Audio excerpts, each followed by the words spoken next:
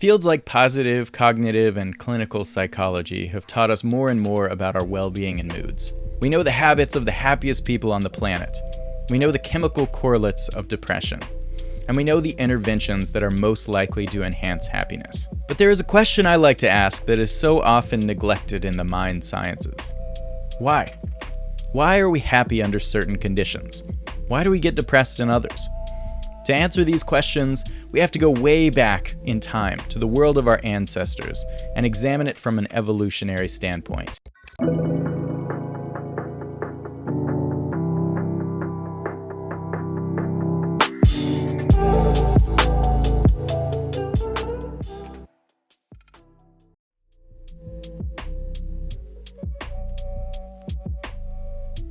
Psychitects. Today we're going to be exploring the delightful world of depression. Now, I'm not cavalier in my treatment of depression. It's a serious condition that I and many friends and family members and readers have struggled with. It's out of a deep desire to help that I share the hypothesis that follows.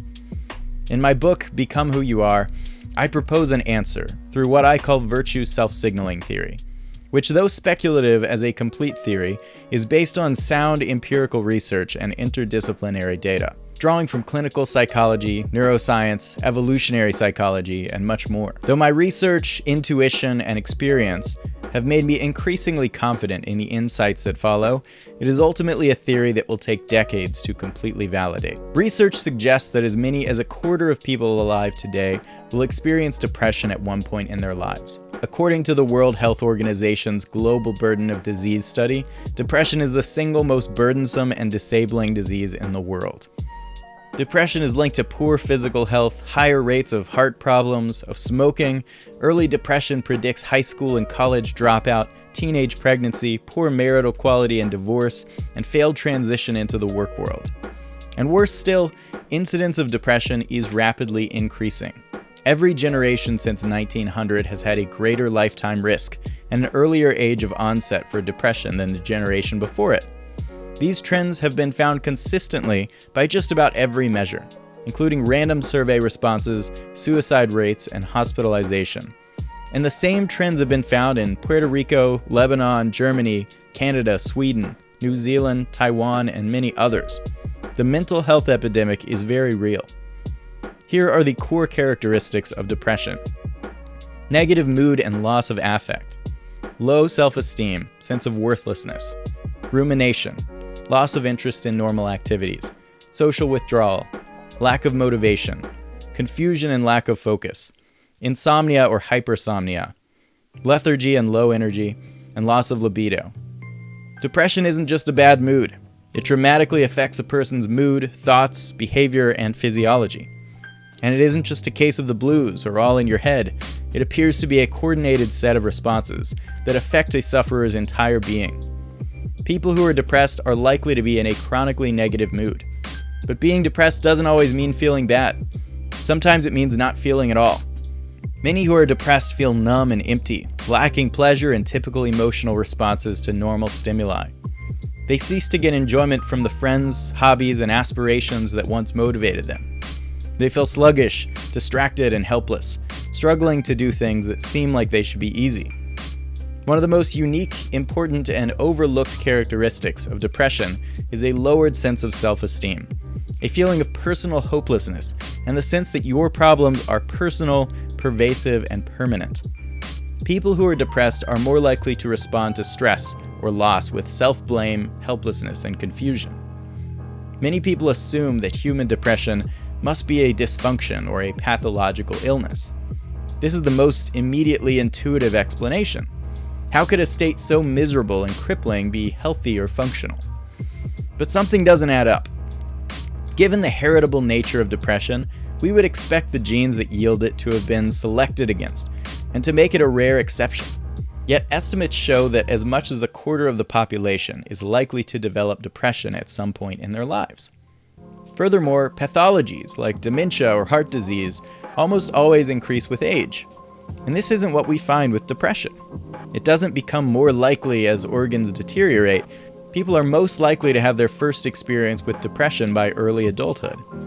Others assume it's a problem created by the modern Western world, like obesity. But again, this is problematic. Depression appears across cultures, even in indigenous tribes who live in environments very similar to those of our ancestors. This brings us to the idea that depression is no pathology. It's not a disease, it's an adaptation. I know, it seems crazy. It might even seem callous to say a condition with such horrific effects isn't a disease. But in order to solve it, we need to understand it clearly. Depression appears to be a state that we're all capable of falling into. Despite the fact that some people are more genetically prone to depression, people without this predisposition are still observed to get depressed under the right, or rather wrong, conditions. And it doesn't strike at random. Depression is activated by fairly reliable triggers, such as the loss of a loved one or job. And it triggers a coordinated set of responses in the body, mind, and behavior. But depression is truly bewildering from an evolutionary perspective. Why would natural selection favor genes for a state that made us miserable, unmotivated, and worse at nearly everything? Most people assume that our unique human traits came about to help our survival.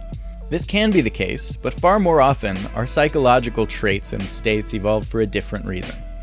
Evolutionary evidence strongly suggests that our big brains and advanced traits came about for largely social reasons. We evolved to communicate, cooperate, and compete for allies and mates.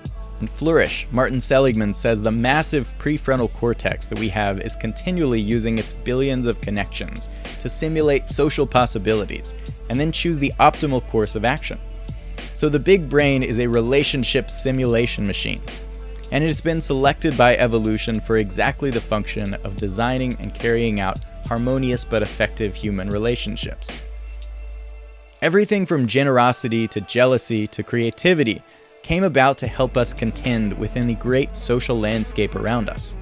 We developed these tendencies to impress allies, outshine foes, and attract mates. Initially, this may not seem like the most cheery perspective, but we're going to learn how important and how optimistic this view really is. The human body and mind are the product of millions of years of natural selection. Though most of us aren't used to thinking in these terms, human nature has been continually crafted to make us the best possible gene propagators in the environment of our ancestors. For this reason, our brains developed a connected set of modules to help achieve certain tasks. For early humans, a person's place in their small hunter-gatherer tribe was crucial. So crucial, in fact, that we evolved a mechanism in our brains to make sure we were in good standing with our community. This mechanism lets us know when we're living in a way that we are likely to get approval, respect, and admiration for, and it lets us know when we aren't. I call this mechanism the self-appraisal system. Just like we appraise our homes to determine how valuable others will find them, we appraise ourselves to figure out how valuable others will find us. Our brains are constantly running simulations, raising and lowering the projected worth of the person we present to the world. The self-appraisal system takes in all kinds of data points, but it's primarily looking for our own behaviors that align or misalign with universal human values, like kindness, assertiveness, and ingenuity. From a neurological perspective, we can observe much of this self-evaluating activity through a network called the default mode network. But we all know it personally through something far more familiar, our internal monologue, the ruminations about our personal strengths, weaknesses, reputation, and worth that we have all experienced, and that some experience on a constant basis. And the result of this continuous computation is what we usually call our self-esteem. When our brains detect that our social esteem doesn't look promising, our internal simulator, or self-esteem, will go down as well. This lets us know that something needs to change, but it also brings about a number of cognitive, behavioral, and physiological changes. So what happens when this mysterious mechanism in our brains sees us in a positive light? For starters, it releases a cocktail of chemicals that have all kinds of effects on us. We feel better, which makes us want to go out into the world and live an active life. We're more motivated to engage in our interests, hobbies, and responsibilities, and we feel good about ourselves. So we're more confident and outgoing in social situations. When you think about it, it makes a lot of sense that our brains would create this type of response. If all the evidence we're seeing suggests that people love us, we're good at the activities and projects we take on, and we're likely to attain positive outcomes when we put ourselves out there, we're going to put ourselves out there. We're going to live active social lives and take advantage of every social opportunity we come across. This is good for our genes, so this mechanism has come to play a prominent role in our lives. But putting yourself out there isn't always good for your genes. In fact, it can be deadly. If you have traits and behaviors that would cause you to alienate your tribe, offend your allies, or repulse potential mates, the worst thing you can do for your genes is to put these traits out on display for all to see. And this is why a low self-evaluation will result in different combinations of chemicals that bring about different types of behaviors. When your self-appraisal system decides that your identity needs work, it creates a very different set of behaviors. Instead of making you feel good and motivated, it makes you feel bad and lethargic. Instead of making you want to engage in your favorite activities and interests, it makes you want to stay in bed. Instead of making you want to socialize confidently, it makes you want to withdraw. People who have depression and low self-esteem are found to automatically adopt risk-averse social strategies. They seek reassurance and keep their social contributions minimal. They avoid drawing attention to their talents or lack thereof.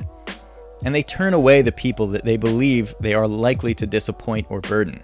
In The Upward Spiral, Alex Korb says, interestingly, people with low self-esteem have even greater anterior cingulate activation, suggesting their brains are more sensitive to social rejection. And in depression too, the brain tends to have greater sensitivity to social rejection, generating a stronger stress response. And this series of chemicals and behavioral changes is what we call depression. Yes, I believe depression, however cruel it may seem, is an adapted mechanism, triggered by low self-evaluations and designed to bring about desirable social outcomes. Depression seems to promote a loosening of identity. It makes us less attached to the paths we've chosen for building our self-worth on. And ultimately, if our identity really has reached a dead end, if we've chosen a path for ourselves that isn't promising, this can be a good thing. Some have argued that depression is a pathological disease that causes the symptom of low self-esteem. But I believe this view gets it backwards. Depression is triggered by low self-esteem, in the same way that fear is triggered by potential survival threats. So it isn't that chemical changes in your brain happen on their own and then bring about a host of other changes to your mood, behavior, self-perception, and eventually your life circumstances. It's that changes in self-perception or self-esteem trigger the chemical changes that affect your mood, behavior, and ultimately your life. To be clear, we're dealing with complex, nonlinear systems, so all these factors have the potential to influence the others. But when we look at the mechanism functionally, we see that an initial trigger must be present. If our brain chemicals just randomly fluctuated in ways that might create crippling moods and behaviors, this would be poison for our genes, and would have been weeded out by evolution millennia ago. All these brain changes are coordinated responses to the context of our environments, behaviors, and our interpretations of them. Depression is the result of identity failure. I want to say it again because it's extremely important to understand. Depression is the result of identity failure. The self-narrative that you have woven together to understand your past, present, and future has some plot holes that have become apparent to you. The depressed person sees a big discrepancy between what he aspired to in terms of human relations and life goals and what he can achieve in his meager reality. He cannot solve the conflict. What is available is not acceptable to him, and what would be acceptable he cannot grasp. He experiences the tragic situation of having no choice. Silvano Arietti, Psychotherapy of Severe and Mild Depression. So what does this mean for you? That you are hopelessly unapprovable? That you aren't valuable to anyone? That no one will ever love you? I know it may feel like this sometimes. But this is absolutely not the case. For one thing, the whole point of the self-appraisal system is to create changes that will help us shift to align with our values. There would be no point for your brain to produce these chemicals if you were a lost cause. But there's an even greater point to be made here. Your brain can only make use of the information it receives and the narratives it has constructed. It has to do its best to form evaluations of you based on limited data, distorted interpretations, and a modern world that scarcely resembles that of the world in which it evolved. This means there are many ways our self-appraisal systems can come to the wrong conclusions, and it's our job to set it straight. The same mechanism that's responsible for the awful pits of depression is also responsible for the highest peaks of flourishing, or eudaimonia. So what does this theory suggest we should do if we're struggling with depression ourselves? Well, exactly the same thing that existing research suggests: behavioral activation and cognitive therapy. Now, I've got a video on CBT out, and I plan on putting one out on behavioral activation soon. But first, I'll put these practices into the context of the theory I've put forward. We get depressed when our internal social simulators aren't seeing evidence of our approvability. And there are two primary reasons why this might be the case. One is that your brain is not properly receiving the virtue signals that are being sent. You are acting out your virtues on a daily basis, and everyone can see it except for you.